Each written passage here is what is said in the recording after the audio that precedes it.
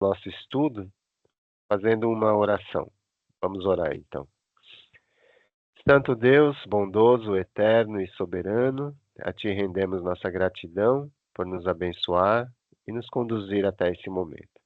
Agradecemos a Ti esse privilégio que temos de falar com o Senhor e nesse momento viemos a Ti pedir a Tua direção, a fim de que nossas reflexões no dia de hoje, relacionadas à Tua palavra, não ultrapasse aquilo que está escrito.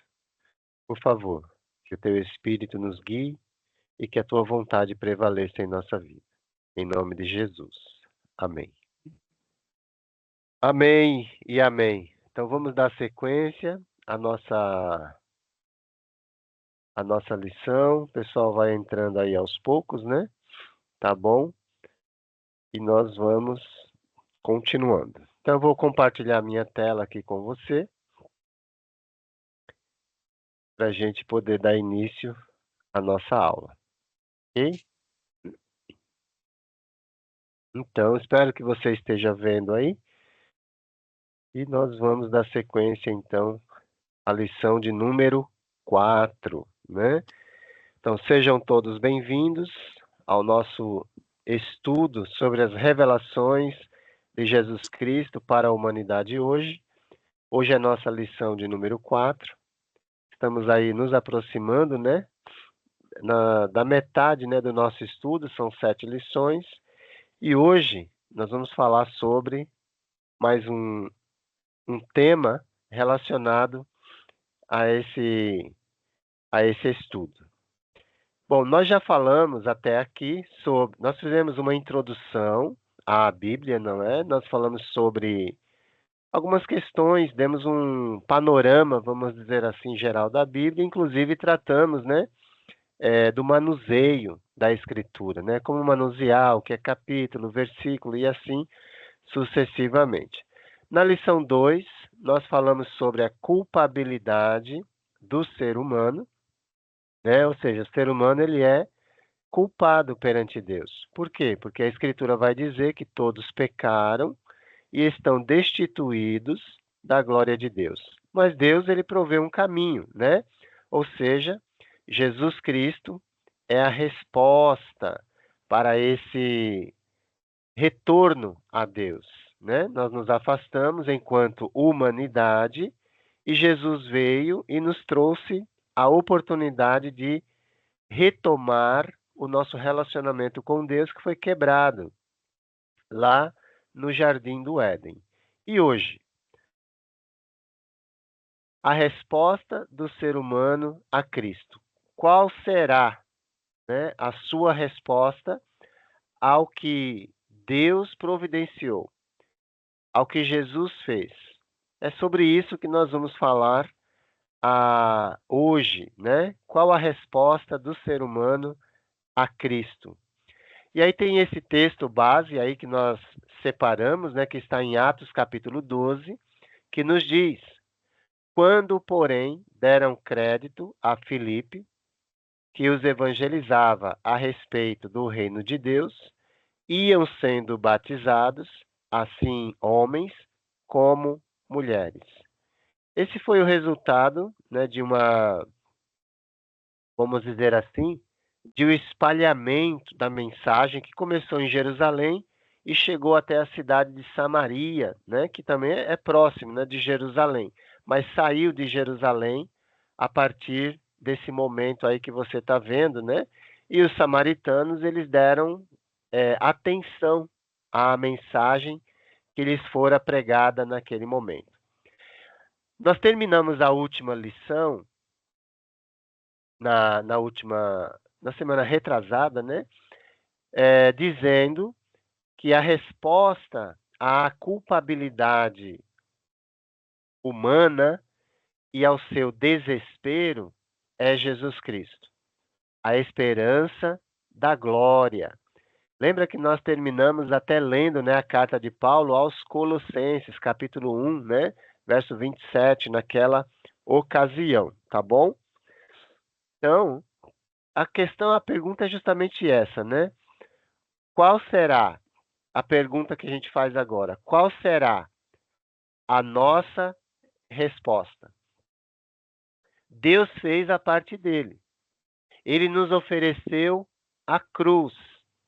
Nós sabemos que Jesus é o caminho, pois ele mesmo disse em João 14:6: Eu sou o caminho e a verdade e a vida. Mas a pergunta é: qual será a nossa resposta? E aqui a gente pode ampliar, né, essa resposta e dizer: tanto para aquele que ainda não aceitou, como para aquele que já aceitou, mas às vezes vive uma vida, vamos, dividida, vamos dizer assim, né? Então a gente precisa responder a Cristo todos os dias, né? Todos os dias. Então é importante a gente pensar nisso. Então, qual é ou qual será a nossa resposta? A nossa lição, então, vai procurar responder, né, essa pergunta, né? E aqui nós temos aí esse contraste, né, onde nós temos de um lado a culpabilidade humana, porque a Escritura vai dizer: todos pecaram, como nós já dissemos, né? Dissemos, e carecem da glória de Deus, né? Ou seja, estão destituídos, afastados da glória de Deus. Isso é nossa condição, né? Do outro lado, nós temos a resposta de Cristo para nós, que diz na carta de Paulo aos Romanos. É logo na sequência de Romanos 3:23. E no verso 24 diz: sendo justificados gratuitamente por sua graça, mediante a redenção que há em Cristo Jesus. É importante aqui dizer, nesse momento, que quanto mais você compreender a graça de Cristo, mais força, mais determinação você tem para fazer a vontade de Deus.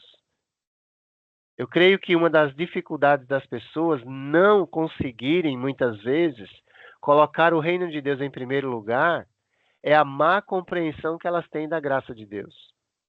Porque olha esse trecho. Nós somos justificados gratuitamente por sua graça, mediante a redenção, não é? O que é redenção? O que é redimir alguém? Você precisa imaginar a cena. Alguém que é redimido é alguém que estava prestes a ser condenado e alguém foi lá e disse: não, eu pago a dívida dele. Eu pago. Ah, mas ele não merece. Não, não tem problema. Eu pago a dívida dele. Isso é redenção. Então, se você tiver essa imagem clara em sua mente, aí você vai ter mais ânimo para fazer a vontade de Deus, porque aí você reconhece a sua fragilidade, a sua necessidade, tá bom? Esse é o objetivo nosso aqui. Vocês estavam mortos, né, em suas transgressões e pecados. Mais uma vez, essa era a nossa condição sem Cristo, sem Deus. Mas aí Efésios 2, 4 e 5 diz: mas Deus, que é rico em misericórdia, pelo grande amor com que nos amou, deu-nos vida juntamente com Cristo, quando ainda estávamos mortos em transgressões. Pela graça, vocês são salvos. Percebeu a conexão com as escrituras anteriores que lemos? Pela graça, sois salvos. Então, existe uma necessidade para nós, em nossa mente, em nosso coração, de compreender a graça de Deus cada vez mais. É fácil você entender o conceito, né? Quando a gente pergunta assim, o que significa graça para as pessoas? Ah, é favor imerecido. Ah, é legal, essa é uma compreensão técnica, né? A maioria das pessoas sabem. Mas o que isso representa para você? Como isso impacta a sua vida? Essa é a pergunta.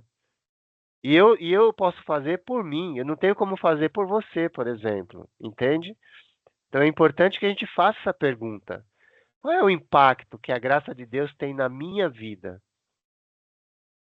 Tá bom? Então lembra disso, eu espero dar esses elementos para você, né, pensar sobre isso, tá?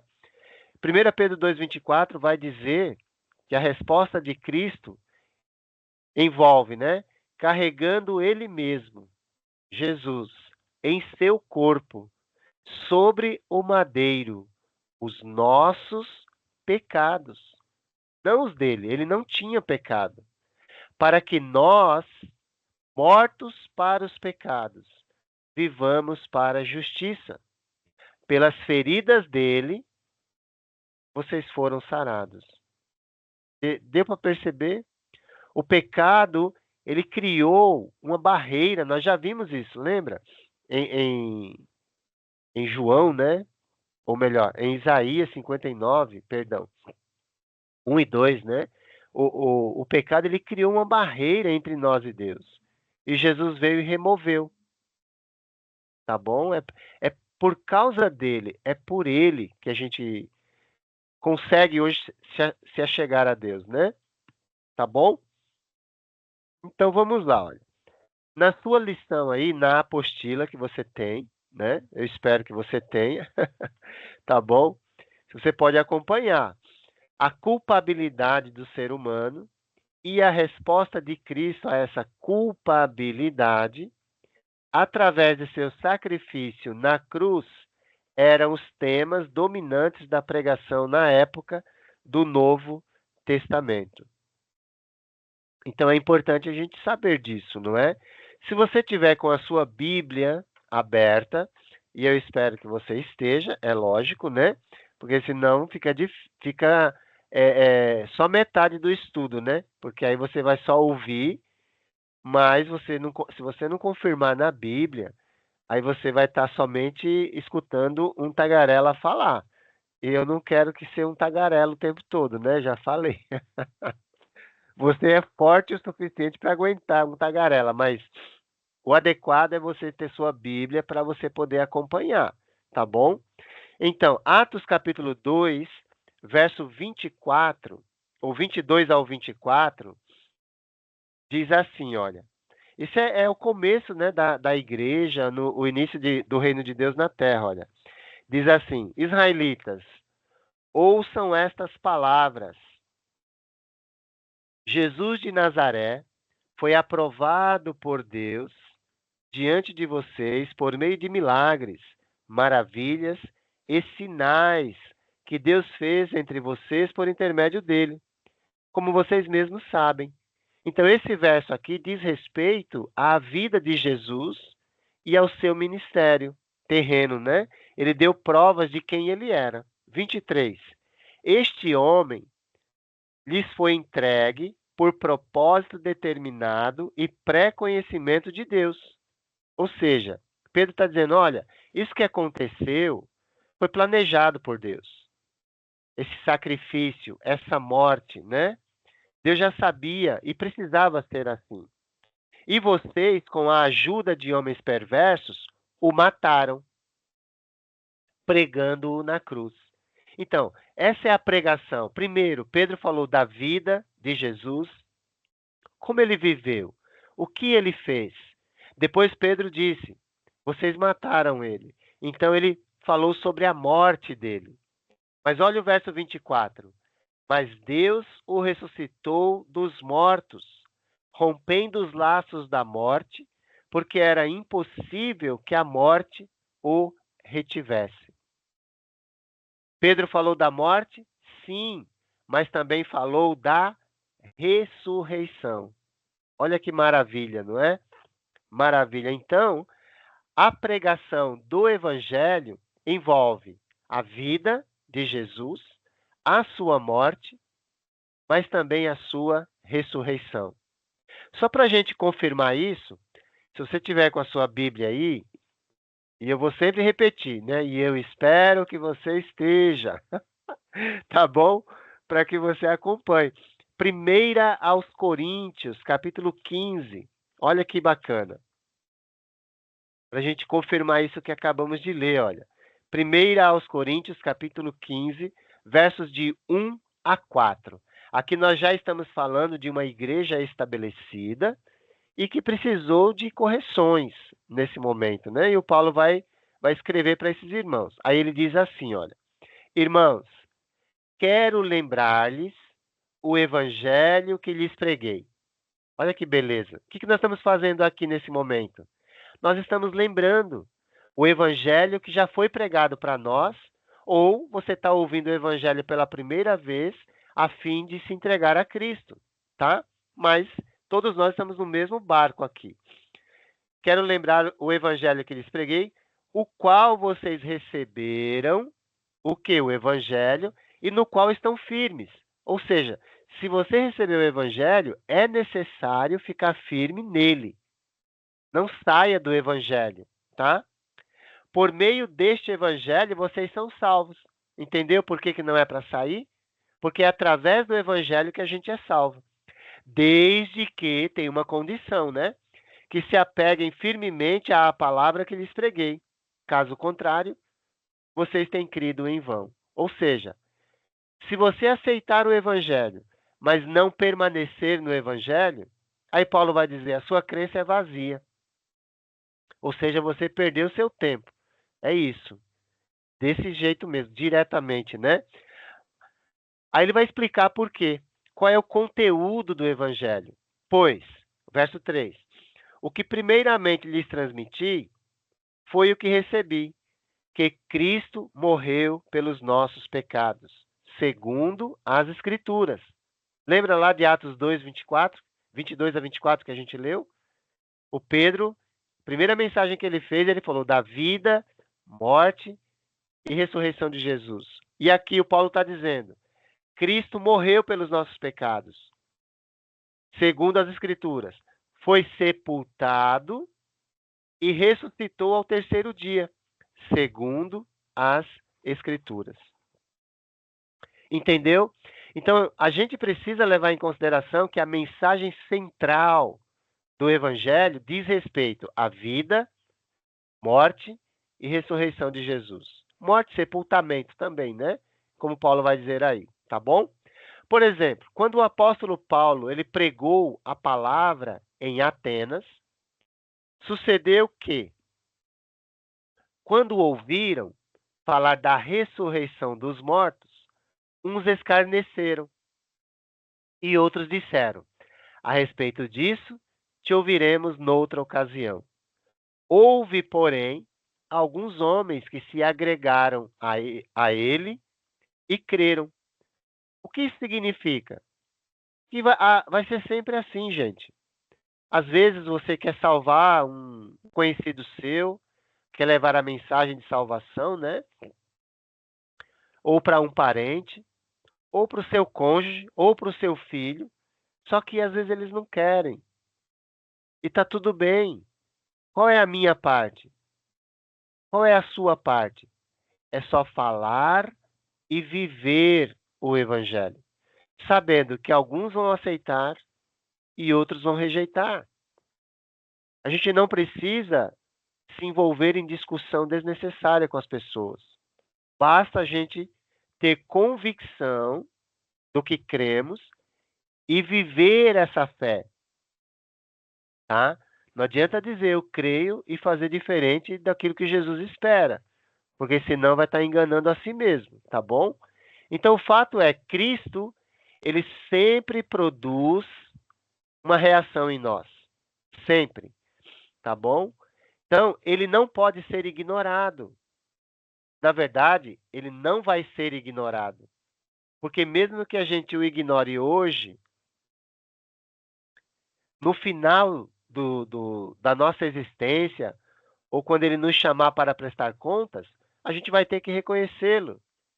Só que aí vai ser diferente, né? Porque hoje ele é nosso Salvador. Hoje. Ele quer ser nosso Salvador. Mas no final ele vai ser nosso juiz. E aí? Como é que vai ser a nossa vida, né? Tá bom? A resposta mista dos atenienses, em Atos 17, que a gente leu, foi muito típica. Alguns zombaram e outros aceitaram Jesus. É isso aí, é sempre assim. Foi assim naquela época, vai ser assim hoje também.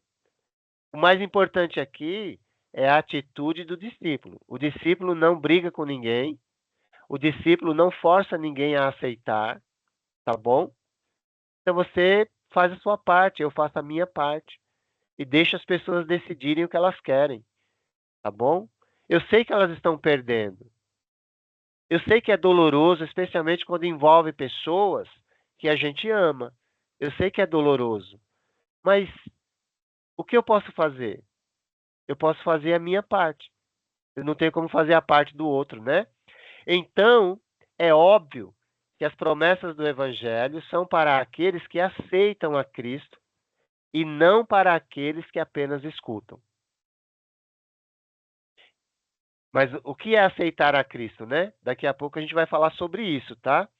É importante. Então, cada coração humano tem de resolver o seu problema com Cristo, conhecer a identidade dele e compreender seu ensinamento.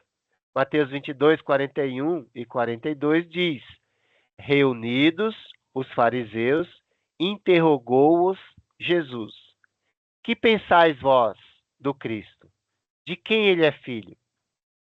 Então, a pergunta de Jesus, ela faz com que as pessoas olhem para dentro de si e vejam e encontrem essa resposta, que às vezes vai ser uma resposta deturpada, mas aí você pode corrigir, aceitando a direção dele, né? Aceitando a vida dele naquele momento, tá bom? Então é importante a gente notar nesse momento que a nossa vida, ela se baseia ou é dirigida por um livro, que é esse que a gente está estudando, a Bíblia, ou a palavra de Deus, tá bom? A palavra de Deus. Mas nossa fé, ela está fundamentada em uma pessoa chamada Jesus Cristo. E por que isso? Porque ele nos serve de exemplo para seguir os seus passos. É para ele que nós olhamos. Então, o que que isso significa na prática, né? É que às vezes, se você aceitou o evangelho há muito tempo, ou pouco tempo, ou ainda não aceitou, é bom saber que se você mantiver os olhos fixos em Jesus, você chega até o final. Se você desviar os olhos de Jesus, você para no meio do caminho. Deu para entender isso? E isso está bem claro, olha. Dá uma olhadinha comigo em Hebreus capítulo 12. Hebreus é a carta aos Hebreus, né? Capítulo 12. Olha que legal.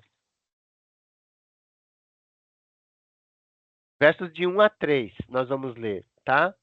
Abra a sua Bíblia, não esqueça, hein?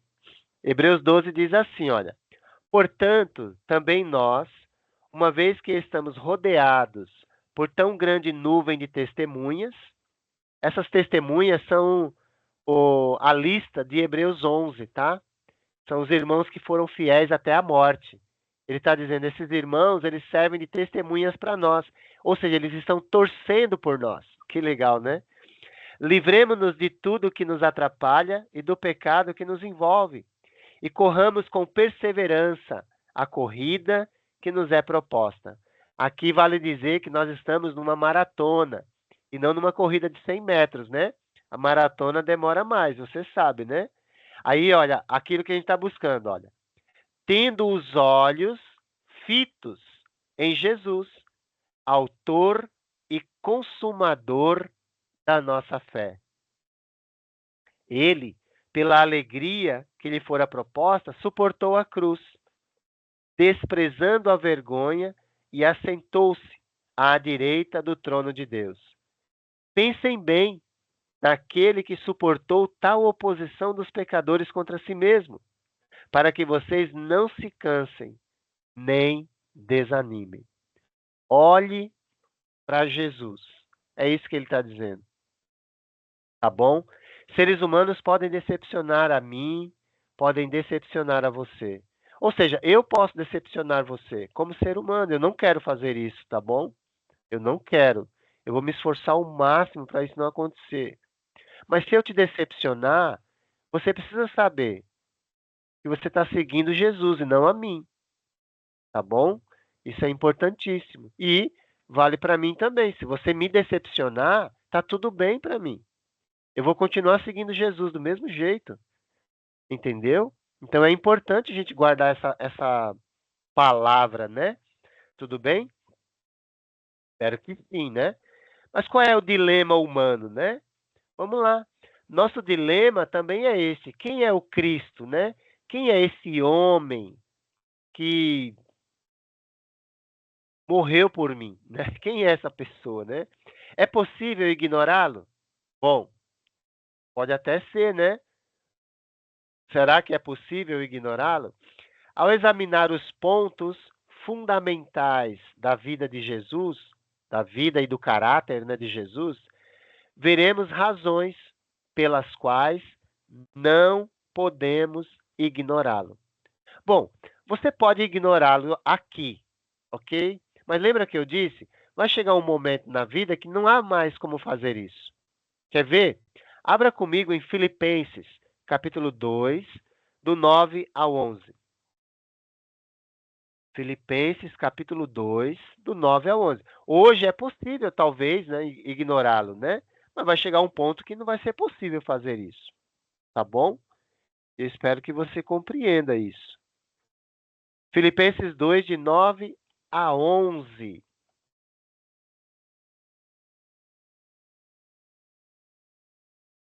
Diz a palavra do Senhor. Por isso,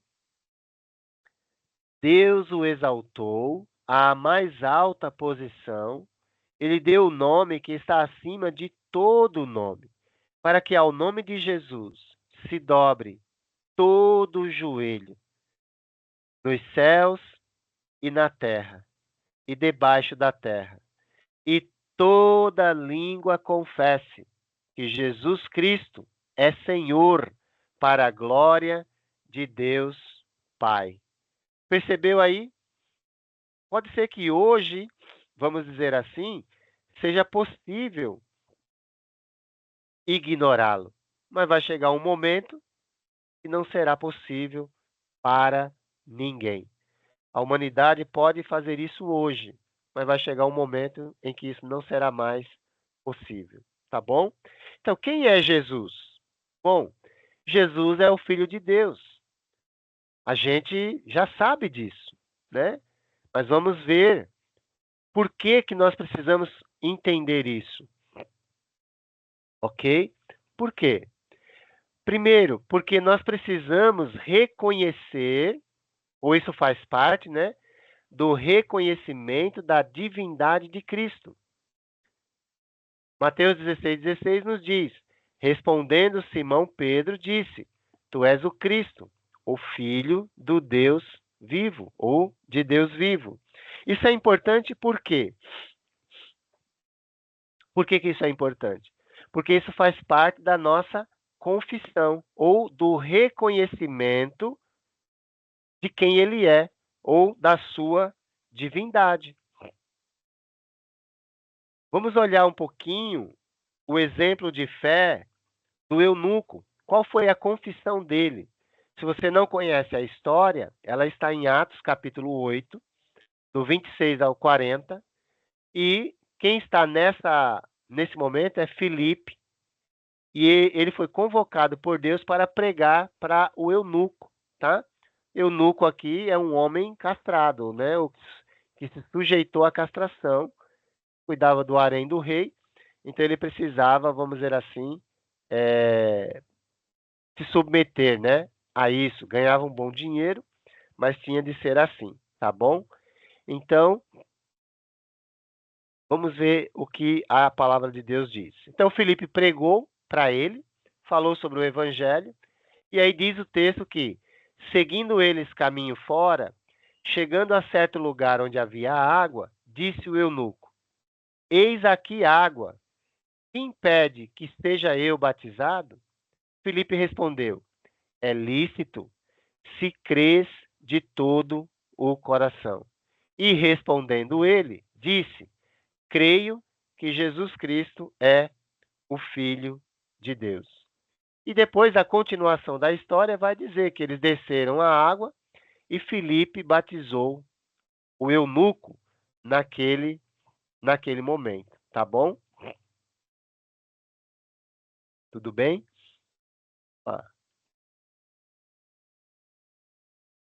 Vamos dar sequência aqui, olha.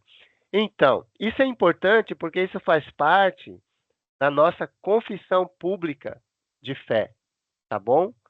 Ou seja, é a forma que Deus deixou para que nós possamos reconhecer Jesus como Filho de Deus, mas, sobretudo, colocar em evidência a nossa própria fé, ok? Só um momentinho.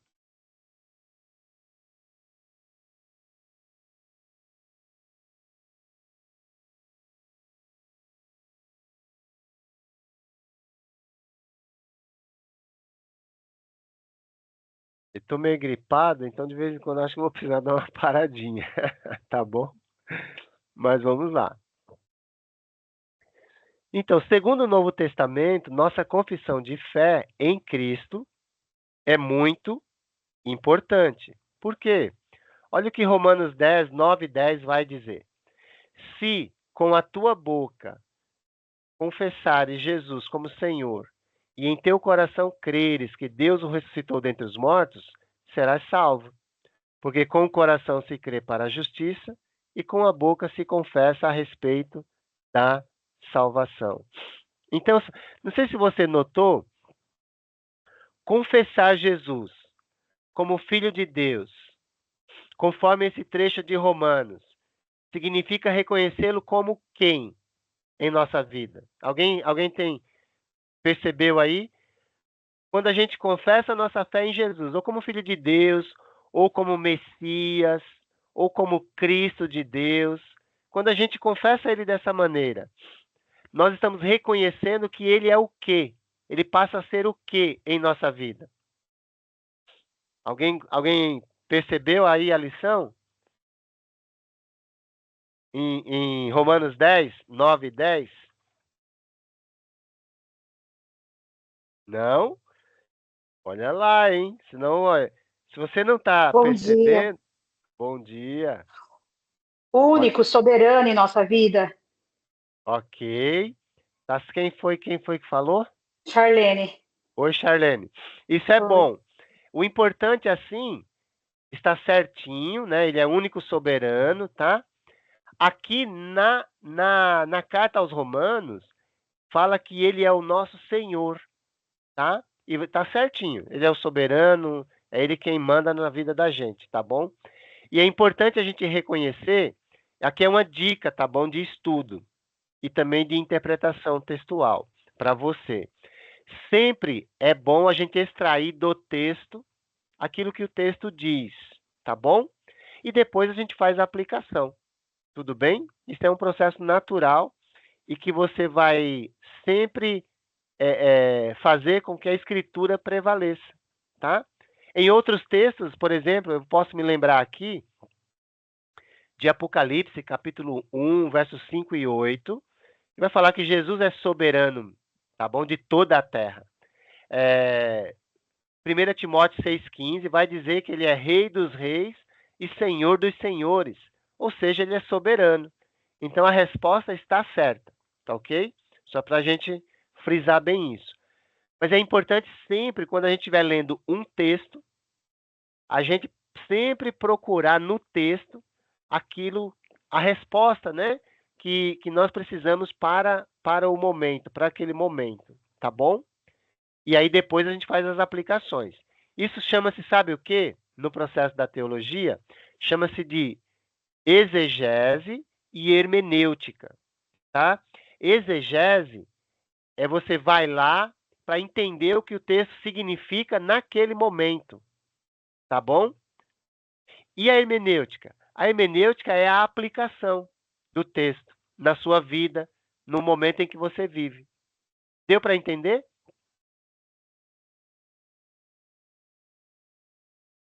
Entenderam essa questão? Ok, tá bom.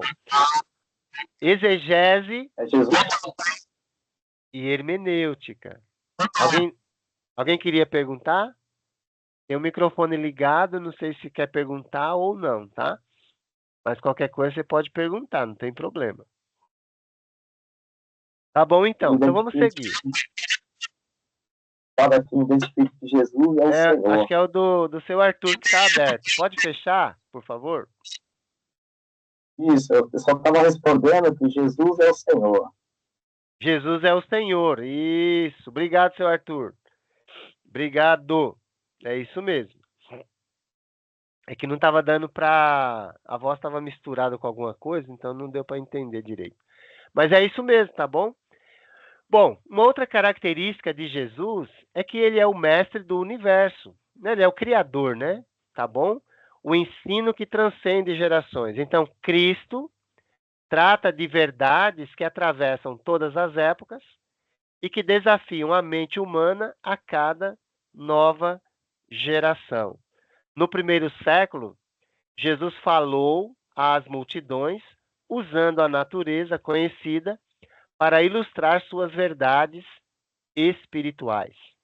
Né? Ou seja, ele é o criador de tudo, ele conhece o funcionamento de tudo e ele usou a experiência do cotidiano para poder ajudar as pessoas a compreenderem a vontade de Deus. Ele usou como base das suas parábolas, né, que são comparações, tá? Cenas que podem ser compreendidas em todas as épocas, né? As mensagens de Jesus são diretas, penetrantes e pertinentes, ou seja, elas sempre terão uma aplicação para o nosso tempo. Então, essa mensagem que ele pregou, ela é atual, né? Todos os dias, quando você acorda, ou se você leu Isaías 50, verso 4, que eu já falei, você foi acordado por Deus, aí você se depara com essa mensagem de Deus para a sua vida, que é sempre atual, tá bom? Veja bem, a mensagem ela não se renova, ela é atual, porque ela tem aplicação para todas as épocas, tá? Mas a palavra é sempre a mesma. Devemos sempre lembrar disso, né? Ai, tem pessoas que falam até um verso, né? Como se fosse um verso poético, né? A palavra de Deus se renova a cada manhã. Não, a palavra de Deus é sempre a mesma. Ela é atual, ela tem aplicações em toda a história humana, mas ela é sempre a mesma, né? Sempre a mesma. Agora, tem uma coisa que se renova cada manhã. O que que é? Eu já falei, eu acho, não sei se eu falei aqui, né? Mas o que é que se As renova a cada... misericórdias. Isso, perfeito. Eu acho que foi a Charlene que falou, não sei. A Ok. Laura. Não fui eu, não. Opa, aqui as vozes são quase Foi a Laura. igual. Tá bom, Laura? Olha que legal. Eu vou até confirmar isso que eu falei, tá bom? Em Lamentações, capítulo 3, verso 21 a 23. Que legal, olha que lindo, né? Gente, guarda esse texto, coloca na geladeira, mas sobretudo no coração, né? E na mente. Mas se não lembrar, coloca pelo menos na geladeira lá, tá bom? Olha o que diz, olha. Todavia, se você estiver passando uma situação difícil, lembra dessa escritura, ó. Todavia, lembro-me também do que me pode dar esperança. Se a vida está difícil para você, lembra daquilo que dá esperança para você. A vida do Jeremias não estava fácil aqui não, viu? Graças ao grande amor do Senhor é que não somos consumidos, pois as suas misericórdias são inesgotáveis. Renovam-se cada manhã. Grande é a sua fidelidade. Por que chegamos até aqui hoje? Alguém pode dizer? Por que chegamos até aqui hoje? Cadê as vozes que surgem no deserto? Pode falar. Por que nós chegamos até aqui hoje? Por causa das grandes misericórdias do Senhor. Não é porque a gente é bonzinho, não. Não tô, não tô dizendo, se você é bonzinho, tudo bem, mas de vez em quando parece a gente é malvado também, né? Então é importante a gente lembrar que estamos aqui, chegamos até aqui por causa das grandes misericórdias do Senhor, tá bom? Ele condenava a hipocrisia, Jesus, e o pecado sem misericórdia, mas era terno e compassivo com os oprimidos. Seu magnetismo pessoal mantinha a atenção dos ouvintes. Jesus atraía as pessoas, porque a sua voz penetrava o coração das pessoas. Ele sabia como falar, até para o pecador que vinha pressionado, mas queria mudança de vida. Ele era terno e compassivo. Mas com o hipócrita, ele falava firme, falava duro, para que a pessoa percebesse a importância da mudança. Alguns guardas enviados pelos principais sacerdotes e pelos fariseus, judeus muito zelosos pela lei de Moisés, alguns soldados foram enviados para aprisionarem Jesus. E eles voltaram dizendo: jamais alguém falou como este homem. É incrível, não é? Foi para prender Jesus, mas não conseguia, porque falou: nossa, ninguém nunca falou como esse homem. A forma como ele fala, as palavras que ele usa, a profundidade, parece que brota das suas palavras o amor, a bondade, a misericórdia, né? É isso. Então, não é de se admirar. Jesus, ele requer uma reação de todos nós.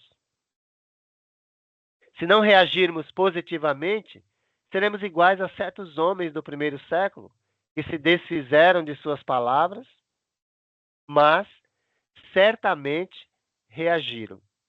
À vista disso, muitos dos seus discípulos o abandonaram e já não andavam com ele.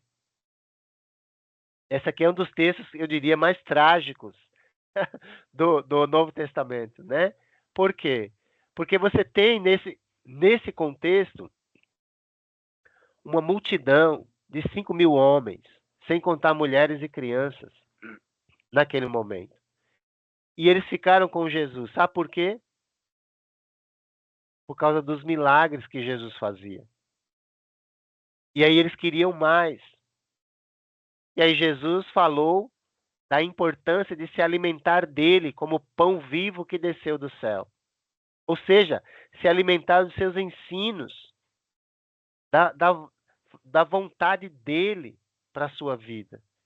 O que aconteceu? Eles abandonaram. Porém, Jesus não foi atrás dessas pessoas para convencê-las a ficar. Pelo contrário, sabe o que ele fez? Vamos ver o que ele fez, é melhor, né? Eu falo assim, mas eu fico com a consciência, não fica em paz, não. Eu tenho que mostrar para você ver. Mas ele vai falar para os discípulos: vocês querem ir também? Podem ir. Mas olha a resposta de Pedro. Fantástico esse texto aqui, né? Pelo menos para mim, né? João capítulo 6, a partir do 66, que é esse que está no slide aí, tá vendo? Abra a sua Bíblia, olha. Daquela hora em diante, muitos dos seus discípulos voltaram atrás e deixaram de segui-lo. Aí Jesus perguntou aos 12, só ficou Jesus e os 12. Imagina você ter uma igreja com 5.000 pessoas, 5.012, vamos contar os 12. Aí, por causa da mensagem clara, objetiva, a mensagem que exige mudança de vida, as 5.000 vai embora. E a igreja fica só com 12 pessoas. O que você faria se você fosse o pregador, né? Aí Jesus disse: Vocês também não querem ir? Podem ir. Simão Pedro lhe respondeu: Senhor, para quem iremos? Tu tens as palavras da vida eterna. Nós cremos e sabemos que és o Santo de Deus. Percebeu? Jesus, ele perdeu, entre aspas, aí, é óbvio, né? É como se hoje ele tivesse um canal no YouTube. E aí, enquanto a mensagem está agradando, o canal vai só crescendo, né?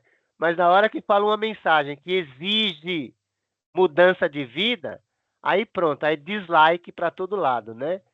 Aí vai todo mundo embora. Por quê? Porque as pessoas querem uma mensagem que bajula, uma mensagem que agrada os ouvidos. E não é porque a mensagem de Jesus não agrada. Claro que agrada, porém exige mudança. Mudança de vida. Não dá para ficar com Jesus e flertando com o mundo, não. Não dá para ficar com Jesus e querendo ficar falando mal das pessoas. Entende? Ou você está com Jesus ou você não está. Não tem meio termo. Né? Não dá para ficar mais ou menos com Jesus, né? Ai, ai. Bom, espero que você fique com Jesus, né? Eu espero. Tá bom? Em terceiro lugar, Jesus é o Salvador da humanidade. Ele é o Filho de Deus, ele é o Mestre do universo, ele é o Salvador da humanidade. Um anjo do Senhor apareceu a José, dizendo: Não temas receber Maria, tua mulher, porque o que nela foi gerado é do Espírito Santo. Ela dará à luz um filho, ele porás o nome de Jesus, Yeshua, porque ele salvará Yoshia. Olha como é parecido, não sei se você... Olha que legal, eu acho, né? O nome de Jesus é Yeshua. Ele salvará Yoshia. Olha a sonoridade como é parecida. E as letras são as mesmas, tá vendo? Ó. Você consegue notar que as letras elas são as mesmas, ó, aqui embaixo? Só que aqui é um O, isso aqui. E aqui é um E, tá vendo? Enfim, ele salvará o seu povo dos pecados dele. Olha que bacana, né? O nome de Jesus, então, significa salvação. Olha que legal, né? Eu acho. Acho interessante essa conexão que a palavra tem, sabe? O propósito de Jesus aqui no mundo foi salvar os homens através do seu próprio corpo oferecido na cruz. Pouco antes de sua morte, Cristo instituiu a ceia do Senhor nesses termos, não é? Trazendo para nós a nova aliança. Enquanto comiam, tomou Jesus um pão e, abençoando-o, o partiu e o deu aos discípulos, dizendo: Tomai, comei, isto é o meu corpo. A seguir, tomou um cálice e, tendo dado graças, o deu aos discípulos, dizendo: Bebei dele todos, porque isso é o meu sangue, o sangue da nova aliança, derramado em favor de muitos para a remissão dos pecados. E aqui tem uma coisa, eu diria, ao meu ver, interessante. Por quê? Porque quando a gente fala dessa nova aliança instituída por Jesus na cruz do Calvário, nesse momento aqui desse texto que a gente está lendo, ele está ensinando. Mas como é que os discípulos fizeram? Quando foi que eles fizeram isso? Tá bom? Abra em Atos, capítulo 20, verso 7, tá? É um texto bem simples, né, que a gente vai ler, mas no futuro a gente vai estudar mais sobre isso, tá bom? Mas aqui já vale a pena trazer essa palavra nesse momento, olha. Olha lá, ó. No primeiro dia da semana, reunimos-nos para partir o pão. E Paulo falou ao povo. E aí ele vai seguir a escritura, né? Mas qual é o objetivo aqui?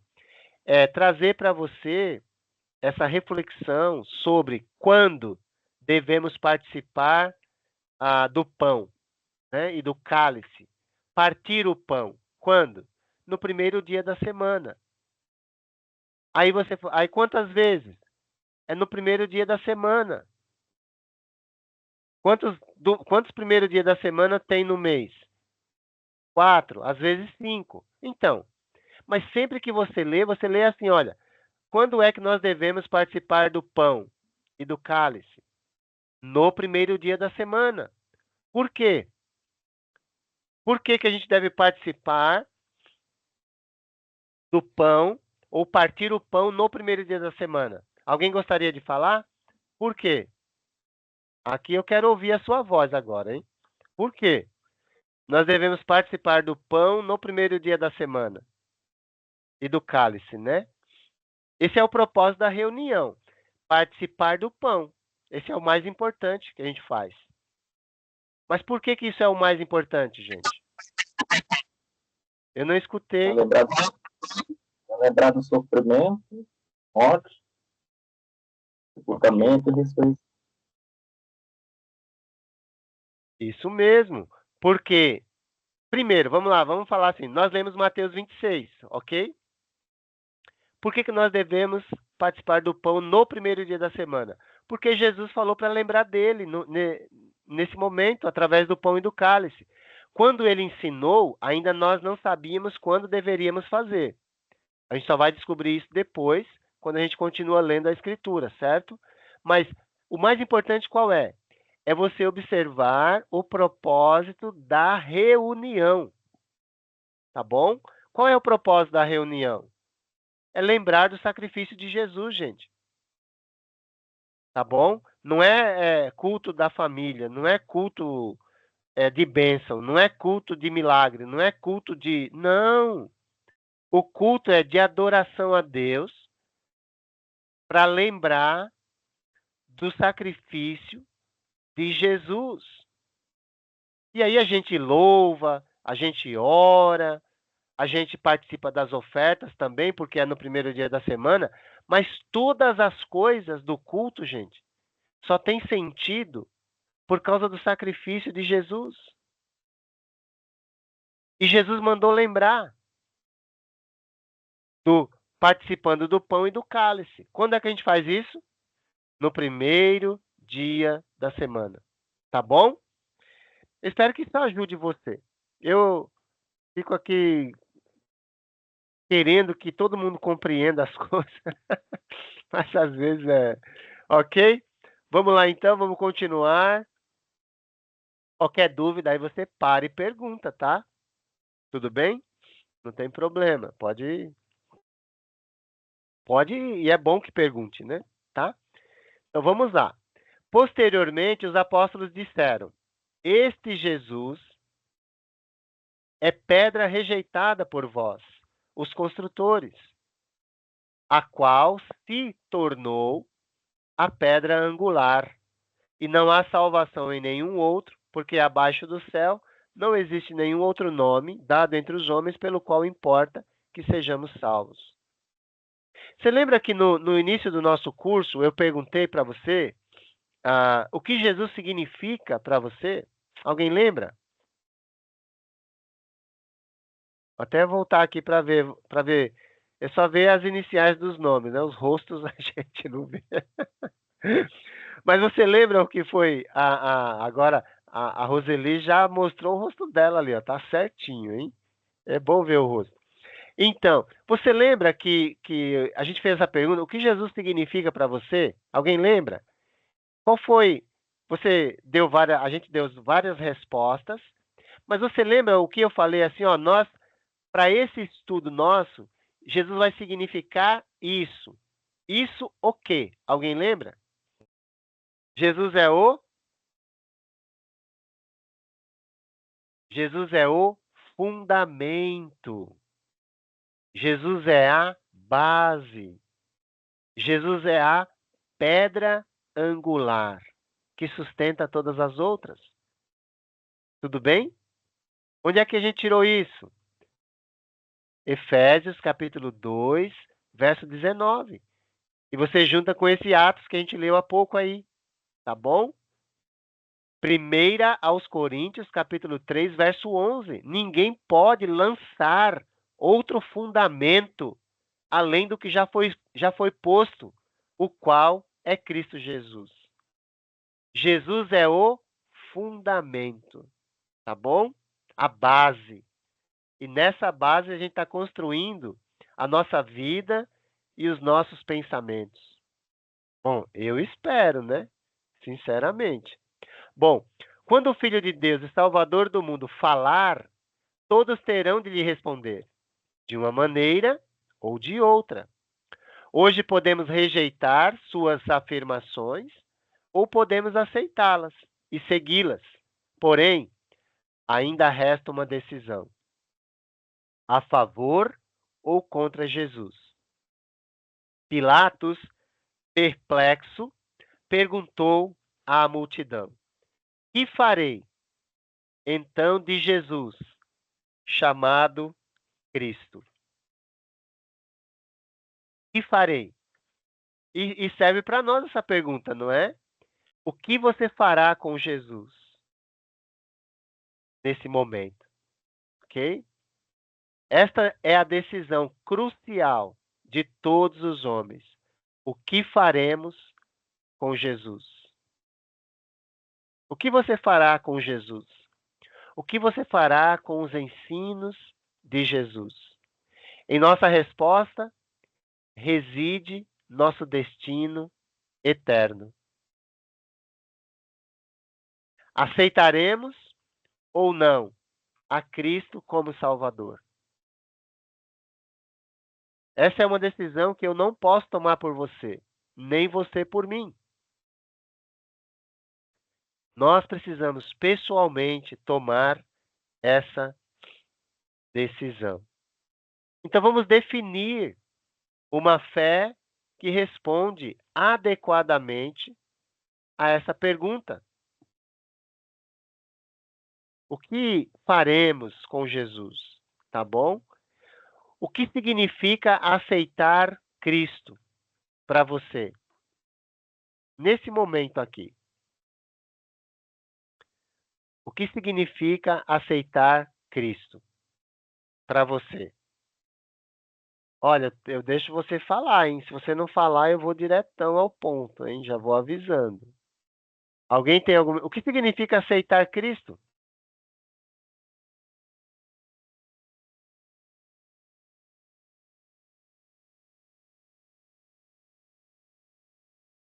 Edivaldo, significa entregar sua vida a Ele. Significa entregar sua vida a Ele. Ótimo. O que mais? Significa deixar Ele conduzir a sua vida. Ele direcionar você. Ótimo. Significa ele deixar Ele conduzir sua vida. Ok, muito bom. Ok. Hoje existe no meio religioso a ideia de que aceitar Cristo é levantar a mão e aceitar Jesus no coração. Essa ideia, biblicamente, ela não existe, tá bom? Ela não existe, você não vai encontrar isso na Bíblia, né? Não é levantar a mão e aceitar Jesus no coração. É compreender quem manda a partir daquele momento. É compreender que quando você aceita Jesus, você já não vai falar mal das pessoas mais. Eu estou falando disso porque isso é uma questão que as pessoas, a maioria das pessoas acabam caindo nisso, né? Fala mal do presidente, fala mal do prefeito, fala mal do... Você e eu não temos esse direito. E se você é de Jesus, menos ainda. Não, zerou, né? Porque não pode falar em hipótese alguma, tá? Então, por favor, leva isso em consideração. Se você quer aceitar Cristo, é óbvio, né? Mas se você não quer, aí você pode continuar fazendo também, tá? Isso não é muito... não é da minha responsabilidade. Tá bom? Enfim, é isso. Então vamos ver o que significa aceitar Cristo. Obrigado aí pela participação voluntária, né? Ok? Bom, vamos observar então, aqui rapidamente, tá? Nós temos aí o plano de Deus para a salvação do homem, que exige obediência, e nós devemos levar em consideração que ele foi ensinado por Jesus, é isso que a gente está fazendo aqui, E ele foi obedecido pelos discípulos, gente. Então, aceitar Cristo quer dizer obedecer aquilo que Cristo instituiu para a salvação do ser humano. Se ele pediu para levantar a mão e fazer oração, tudo bem, a gente vai fazer. Mas será que foi isso? Entende? Então, nós vamos dar aqui um direcionamento, vamos falar mais sobre isso, né? Em todas as lições nossas, mas quais são os passos que a gente dá? Primeiro, a gente precisa crer. Mas a crença por si só, ela é suficiente? Tiago 2,19 vai dizer que não. Porque ele vai dizer assim, olha, crês tu que Deus é um só? E aqui eu estou citando, você tem, se você é um bereano, você anota e confirma lá, né? Crês tu que Deus é um só? Fazes bem. Até os demônios creem e tremem. Então a crença por si só, ela não é suficiente. A crença ela precisa nos conduzir a mais, a algo mais. O que seria esse algo mais? O arrependimento. A crença verdadeira, ela conduz ao arrependimento. E o arrependimento, ele termina o processo? Não. Porque se eu estou arrependido, agora eu preciso confessar quem Jesus é, publicamente. E confessei e está tudo bem? Também não. Eu preciso dar o próximo passo, que é ser batizado. Por quê? Porque Jesus disse que assim era necessário. Vão pelo mundo, preguem o evangelho a todas as pessoas. Quem crer e for batizado será salvo. Não falou somente crer. Não sei por que as pessoas ensinam isso hoje. Ah, só crer e já resolveu. Não. Não resolveu, não. Tem que obedecer aquilo que Jesus falou. É necessário arrependimento. É necessária a confissão. É necessário o batismo. Tá bom? Vamos falar mais sobre isso. Mas também só o batismo, ele te dá aquilo que você não tinha. Mas depois é necessário perseverar. Tá? Agora, como a fé é produzida, gente? Como a fé é produzida? Alguém tem alguma ideia? Como que a fé é produzida em nós?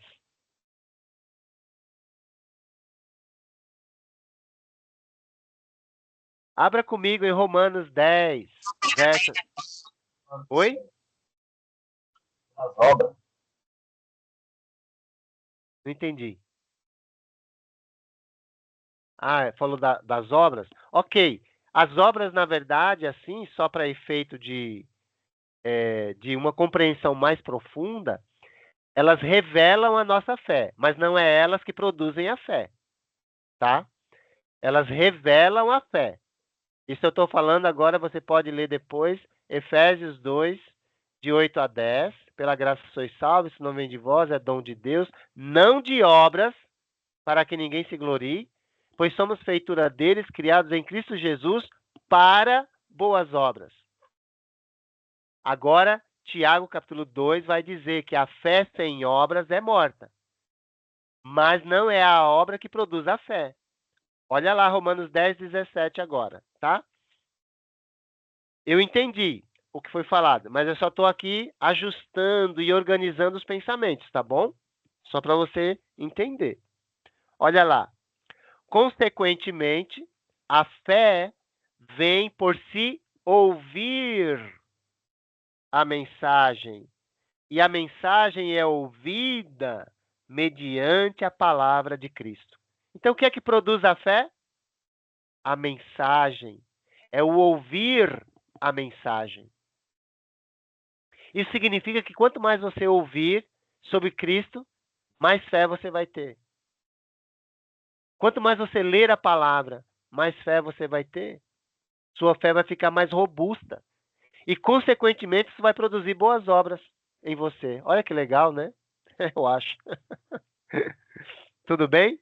Bom, primeiro, vamos lá seguir uns passos agora. Já demos uma geral, né? Mas primeiro, aceitar ao Senhor e Salvador Jesus Cristo significa crer que Ele é o Filho de Deus. E quando nós cremos Jesus como Filho de Deus, nós estamos crendo que Jesus é Deus. Tá bom? E Jesus é Deus em carne, né? Se fez carne e habitou entre nós.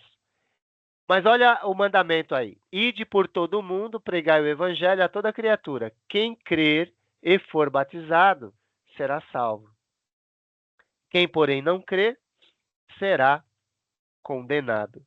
Isso é importante, né? Por quê? Porque isso tem a ver com a resposta que nós estamos dando a Deus. Uma fé que responde se submete ao novo nascimento, ao batismo, né? Sua divindade deve ser aceita, ok? Quando os judeus eles perceberam que Jesus estava afirmando que era Deus, o que eles queriam fazer? Eles queriam matar Jesus, ok? Abra comigo só para você ver isso uma vez, né? Uma vez. Eu acho que você já sabe, né? Mas vamos confirmar, sempre é bom. João capítulo 10,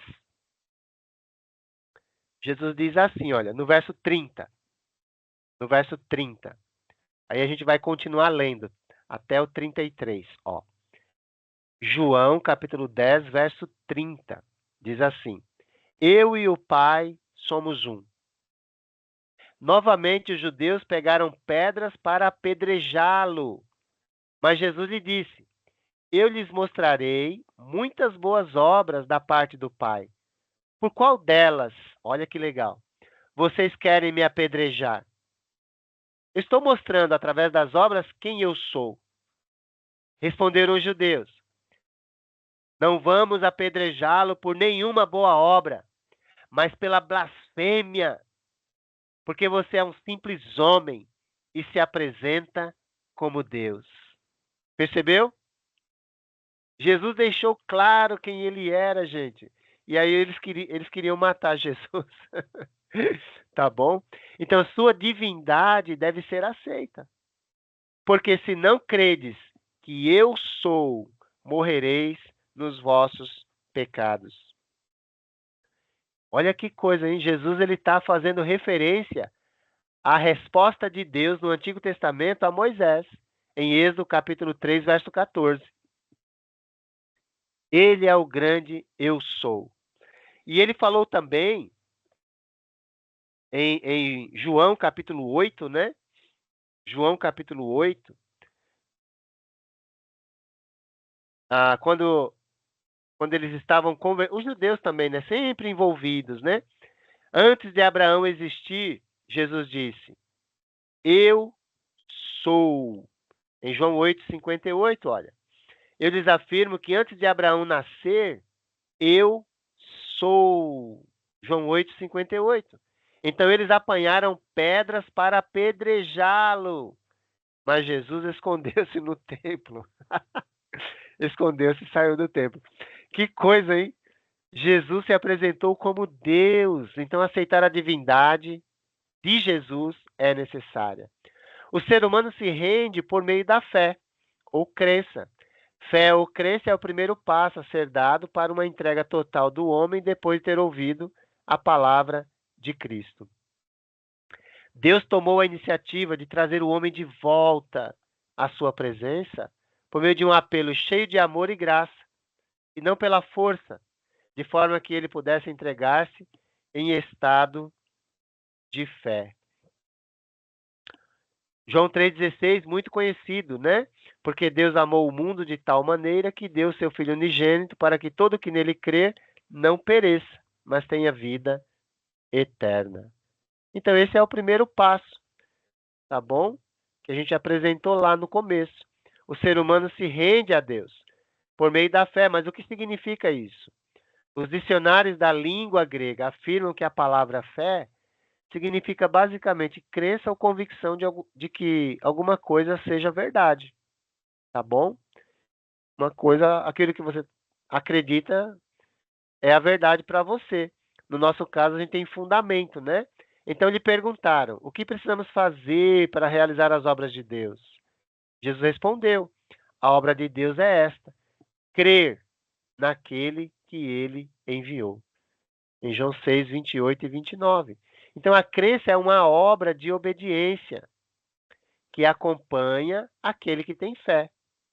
Tá bom? Obediência. Se você Como é que você vai mostrar a fé no processo de salvação? Se rendendo àquilo que Deus pediu para fazer. É necessário ser batizado. Nascer de novo, né? Tá bom? Portanto, devemos perguntar: a fé ou crença por si só salva? Não. Tiago, eu já citei, né? Diz, olha, você crê que existe um só Deus? Muito bem. Até mesmo os demônios creem e tremem. Tá? Eu já citei esse trecho anteriormente, né? Só que não tinha mostrado. Segundo lugar, aceitar Cristo exige de nós arrependimento de pecados, ok? O ser humano se rende por meio do arrependimento. Mas o que é o arrependimento, né? A palavra grega aí, metanoia. Não sei se você já ouviu essa palavra, mas essa é a palavra para arrependimento. Como acontece a alguém que se arrepende? Mudança de mente de um propósito que se tinha ou de algo que se fez. Arrependimento é mudança de rota, mudança de pensamento, de direção. É você converter-se, tá bom? De uma situação que você estava vivenciando. Então, esse seria, então, ou é o segundo passo, né? Uma fé obediente requer a necessidade do arrependimento. O arrependimento também não é um simples sentimento de tristeza por ter pecado. Judas sentiu tristeza por ter traído Jesus, mas depois enforcou-se, em vez de se arrepender. Ele teve remorso. O arrependimento produz mudança. Remorso não. Todavia, a tristeza segundo Deus produz arrependimento que leva à salvação. E a tristeza segundo o mundo produz morte. Tá bom? Arrependimento produz mudança. Lembra disso. O arrependimento é aquele ato de fé pelo qual o homem muda de opinião a respeito de seu passado, de sua vida pecadora, decidindo viver para Cristo a partir desse momento. É quando o Paulo, nesse trecho aqui, ele está falando da sua conversão, como aconteceu em Atos 26, né? Para ajudar as pessoas a entenderem. Até o governador falou para ele: você acha que em tão pouco tempo vai me convencer a me tornar cristão, né? Enfim, o Paulo estava tentando ajudar aquelas pessoas a entender a importância do arrependimento, porque ele mesmo passara por esse processo. Então, o arrependimento produz obras dignas de arrependimento, tornando-nos uma pessoa melhor. Melhor empregador, empregado, marido, esposa, filho, filha, vizinho, cidadão. É por isso que a gente bate nessa tecla, gente. Não dá para a gente achar que é possível aceitar Jesus e continuar falando mal dos outros. Não tem sentido isso. Quando a gente aceita Jesus, a gente se livra. Até aquela pessoa que nos fez maldade, a gente perdoa. Entendeu? Mas a gente não fala mal dela. Não fala. Por quê? Porque agora eu sou uma pessoa diferente. Simples assim. Tá bom? É isso aí. Uma mente inteligente pode crer em algo apenas se houver evidência clara a seu favor. A palavra de Deus nos fornece essa evidência, pois a fé, olha lá, Romanos 10:17, vem pela pregação, e a pregação pela palavra de Cristo. Quanto mais você se expõe à palavra de Deus, mais fé você tem. E quem tem mais fé tem uma vida mais transformada em todo o tempo. Faz sentido isso para você? Esta palavra registra para nós os ensinamentos de Jesus, sua vida pura e perfeita e seus milagres. As próprias evidências nos convencem de sua divindade. Por exemplo, uma testemunha ocular veio falar com Jesus e lhe disse: Rabi, sabemos que és mestre vindo da parte de Deus, porque ninguém pode fazer esses sinais que tu fazes se Deus não estiver com ele. Foi Nicodemos, né? Aí Jesus vai dizer: olha, é necessário nascer de novo. É necessário recomeçar sua vida, vamos dizer assim, com Deus. No final do seu sermão no Areópago, em Atenas, Paulo concluiu: ora, não levou Deus em conta os tempos de ignorância. Agora, porém, notifica aos homens que todos, em toda parte, se arrependam. Porquanto estabeleceu um dia em que há de julgar o mundo com justiça, por meio de um varão que destinou e acreditou diante de todos, ressuscitando-o dentre os mortos. Então, a oportunidade está sendo dada. O arrependimento é um ato voluntário, a determinação de deixar o mal e começar a fazer o bem, ou seja, deixar de desobedecer e começar a obedecer. Mas antes do arrependimento, deve haver uma consciência pesada do pecado em nossa vida, porque a tristeza, segundo Deus, produz arrependimento para salvação. O que significa isso na prática? É que quando você se depara com a realidade de quem você é, um pecador que ofende a Deus o tempo todo, você se entristece. Você não consegue continuar vivendo daquela maneira.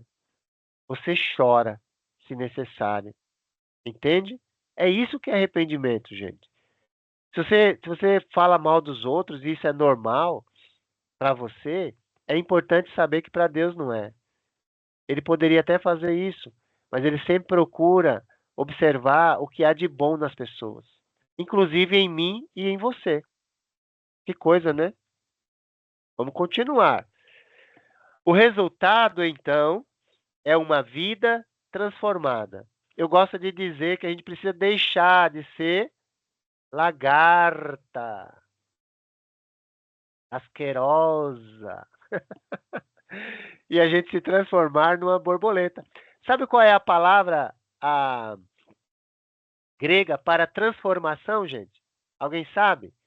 Fala isso, eu queria ouvir a sua voz agora. Sabe qual é a palavra grega para transformação? Alguém sabe ou não?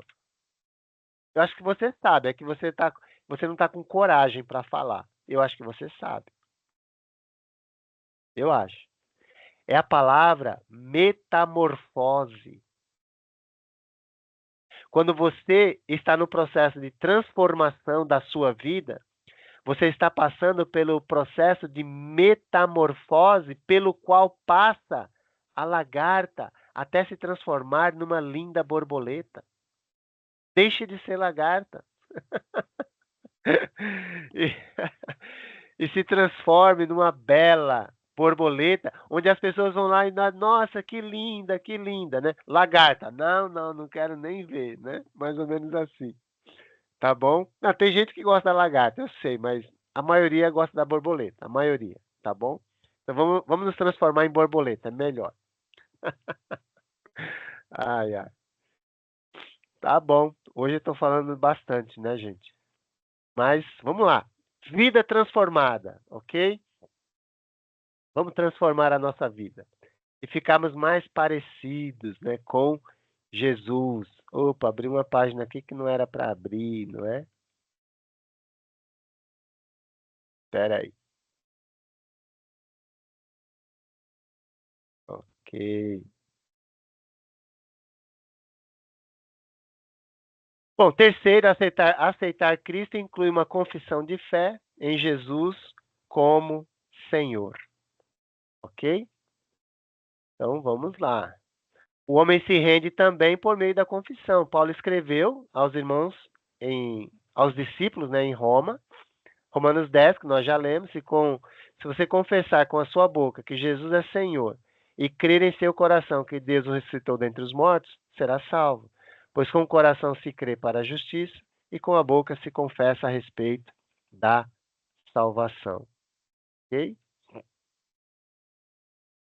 Depois de tomar a decisão de entregar-se a Cristo pela fé e arrependimento, o homem confirma sua entrega através da confissão.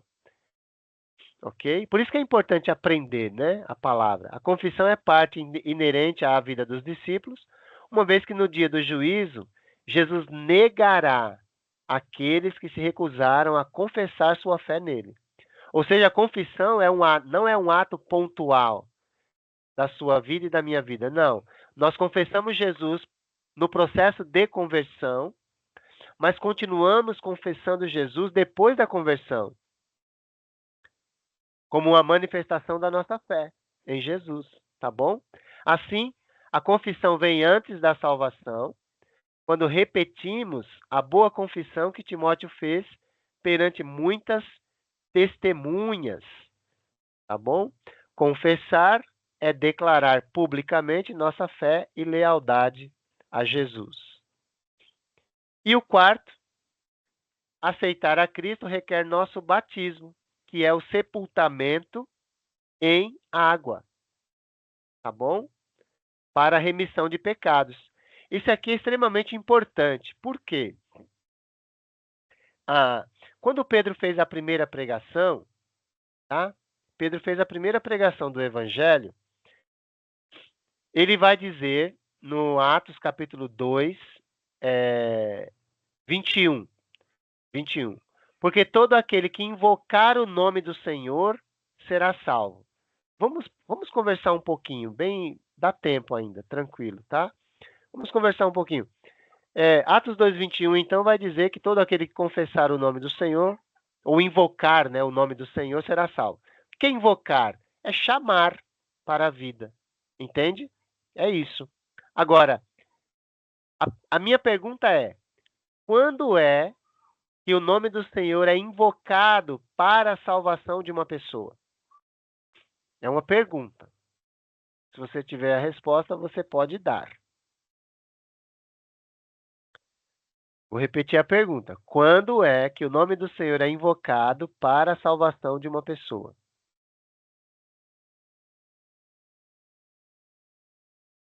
Não? Então vamos lá. Bom, você lembra? Eu vou citar aqui, aí depois a gente vai confirmar isso em outro texto, tá? Mas primeiro, Atos 2:38, vai dizer assim: Respondeu-lhes Pedro: Cada um de vós, arrependam-se, né? Arrependam-se, e cada um de vós seja batizado em nome de Jesus Cristo para remissão dos seus pecados e recebereis o dom do Espírito Santo. Então, o batismo, ele tem esse propósito bem definido. E é no batismo que o nome de Jesus é invocado. Entendeu? Agora, olha o que vai dizer Atos 22:16. Olha, vamos lá. Está aí na sua lição, né? Na sua lição, tá esse trecho.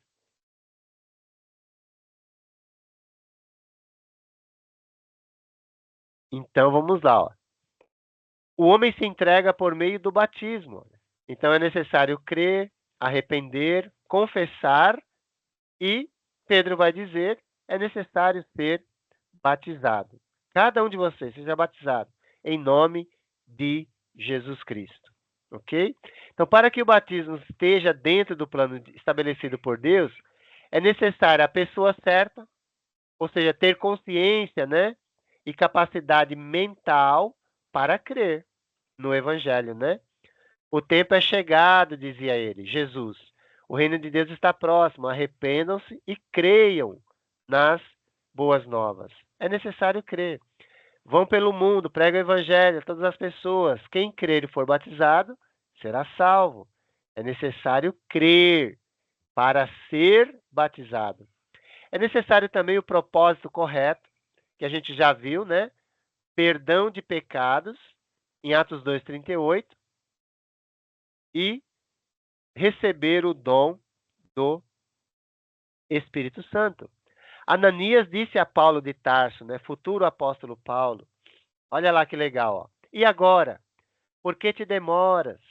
Levanta-te, recebe o batismo e lava os teus pecados. De que maneira que faz isso? Invocando o nome dele. Que nome? Atos 2:38. O nome de Jesus. O próprio Paulo disse a respeito do batismo. Ou vocês não sabem que todos nós que fomos batizados em Cristo Jesus, fomos batizados em sua morte? Portanto, fomos sepultados com ele, Jesus, na morte por meio do batismo, a fim de que, assim como Cristo foi ressuscitado dos mortos, mediante a glória do Pai, também nós vivamos uma vida nova. Então, existe também, a pessoa certa para que o batismo seja válido, né? A pessoa certa que tem capacidade mental para crer e reconhecer Jesus. Segundo, então, criança, por exemplo, não tem, então ela não precisa, né? Tá bom? O propósito certo. Qual é o propósito do batismo? Eu já perguntei para algumas pessoas isso no passado, aí elas respondiam assim, eu pergunto, por que você foi batizado? Para fazer parte do coral. Eu falei, interessante. É o propósito bíblico esse? Aí eu fui fazer, eu batizei porque o pastor falou que para eu fazer parte do ministério eu tinha que batizar. E é esse o propósito bíblico que Deus pediu? A pessoa nem sabe. Qual é o propósito do batismo? Perdão de pecados e recepção do Espírito. É no batismo que Deus vem morar dentro da gente. Está lá escrito em Atos 2,38, entende? Enfim, e a forma correta. O que é o batismo? É um sepultamento. Você vai ver daqui a pouco aí. Olha lá. Nosso velho homem de pecado tem que morrer, ser sepultado nas águas do batismo e para que um novo homem sem pecado possa nascer. Você lembra o significado da palavra batismo? Alguém lembra? Quem lembra? Pode falar. Uns minutinhos aí para você falar. Não, um minutinho só, né? Alguém lembra o significado da palavra batismo? Imersão? Isso mesmo. Então, a palavra batismo significa imersão. Essa palavra aqui, olha, essa palavra você já conhece, hein? Quer ler? Alguém quer ler essa palavra? É baptismos, né? Ou baptismos. Olha aqui, ó. Tradução: imersão, transliteração. Eu já expliquei isso, tá? Então agora não vou mais ficar falando detalhes, tá? Transliteração: batismo, significado bíblico: sepultamento. Olha que legal, né? De onde vem esse significado bíblico? Romanos, capítulo 6, que nós lemos há pouco, 3 e 4. Tudo bem? Ou porventura ignorais que todos nós que fomos batizados em Cristo, fomos batizados na sua morte? Tá vendo? O batismo é um sepultamento. Lembra disso, tá? O batismo é um dos mandamentos fundamentais do Senhor Jesus e dos seus apóstolos. Ok? Ele ainda vive e está assentado no seu trono nos céus. Ele é o nosso Senhor. O que responderemos às suas ordens?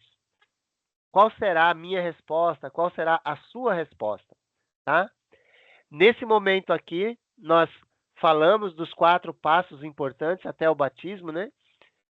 É importante a gente saber, como já falamos no meio da nossa lição, que depois que nós somos batizados, há a necessidade da perseverança.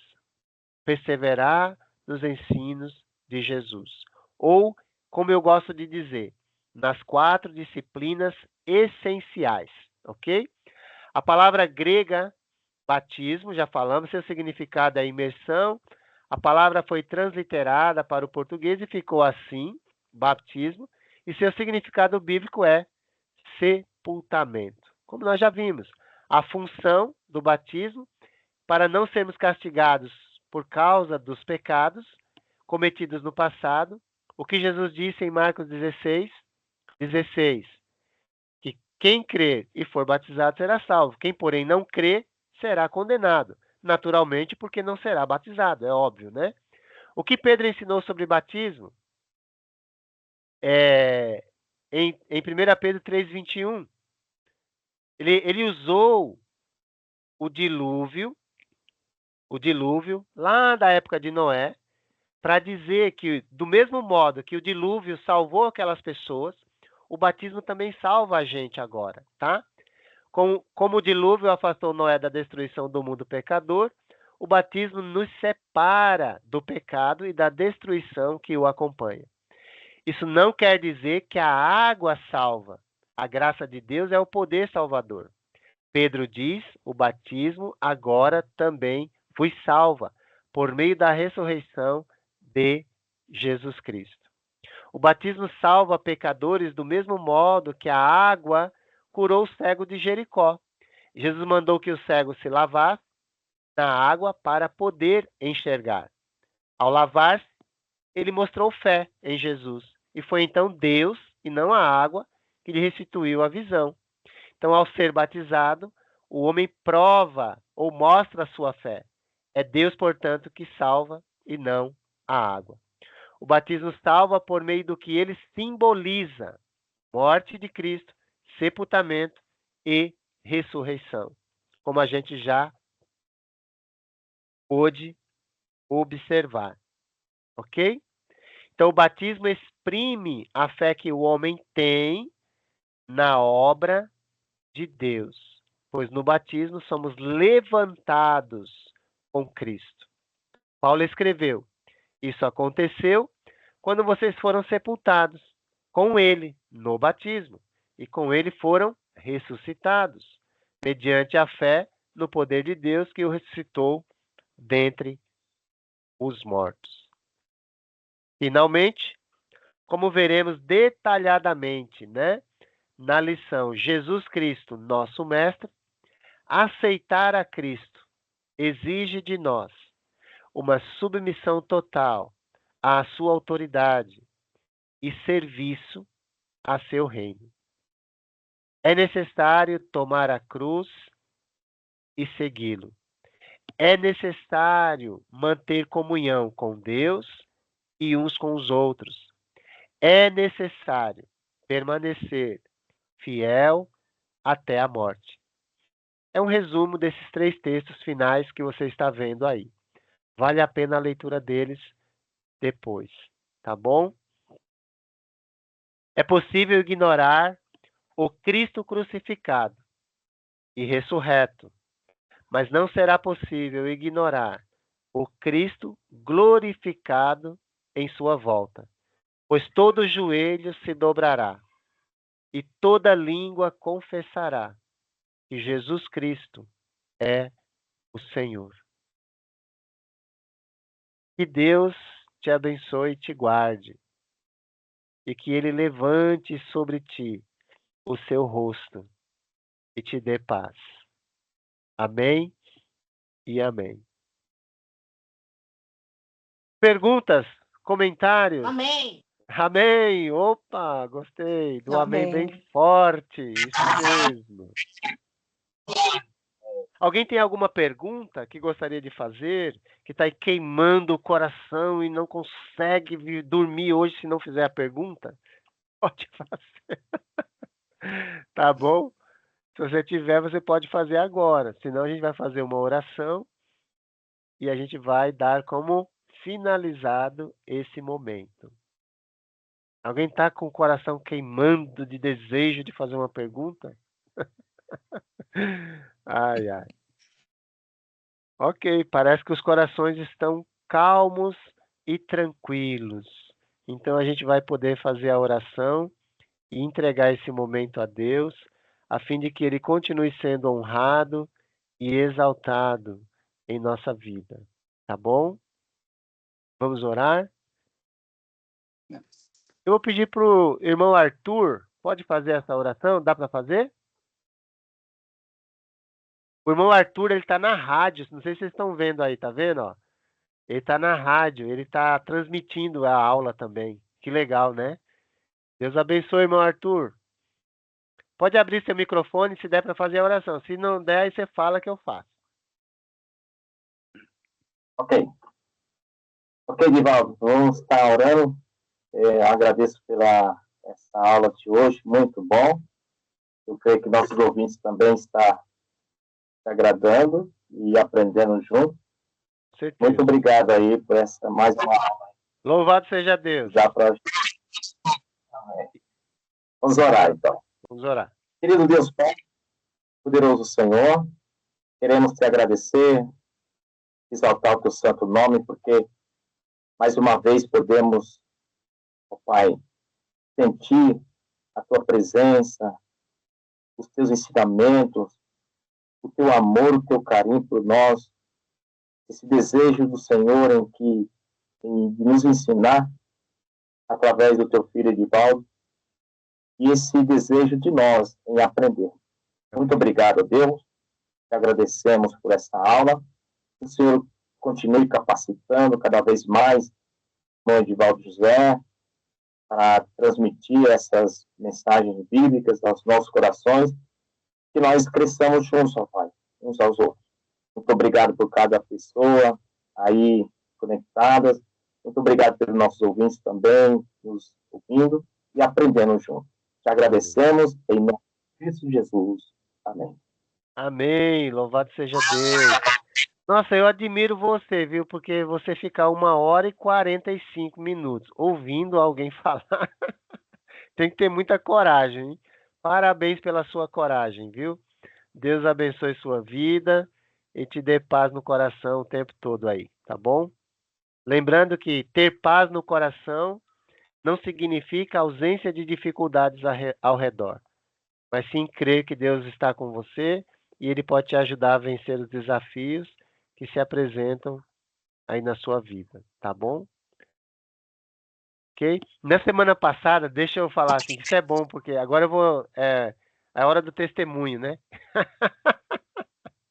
Aí quem quiser sair, pode sair, gente. Pode sair, não tem problema. Mas semana passada, Deus, Ele deu um livramento para mim e para minha esposa. E foi muito bom para nós, tá? A gente foi para Curitiba e na volta, estava chovendo muito, né? E o nosso carro rodou na Regis Bittencourt. E nós batemos o carro, é óbvio, né?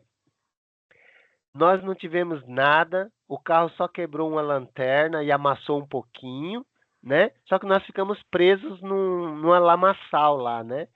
E ficamos aguardando um resgate, 1h30 mais ou menos. Mas Deus, Ele não permitiu que nenhum carro se aproximasse de nós. Glória a Deus. Deus não permitiu que nenhuma carreta pegasse a gente. Glória a Deus. Entendeu? Deus, Ele cuidou da gente todo o tempo que a gente ficou lá esperando ajuda, porque não tinha nem sinal de celular. Deus, Ele preparou uma pessoa para entrar em contato com a concessionária para falar que tinha alguém lá que estava precisando de ajuda. E Deus trouxe a gente de volta até em casa. E nós estamos aqui, dando aula. Com paz no coração, tá bom?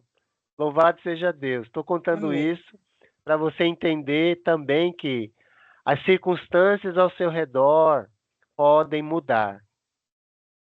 Mas a sua paz só é tirada se você permitir. Então não permita que a sua paz seja roubada. Tá bom? Deus abençoe. Um bom final de semana para todos vocês. Para vocês também. Amém. Tchau, tchau. Tchau, tchau. Fiquem com Deus. Ai, ai. Vou parar a gravação.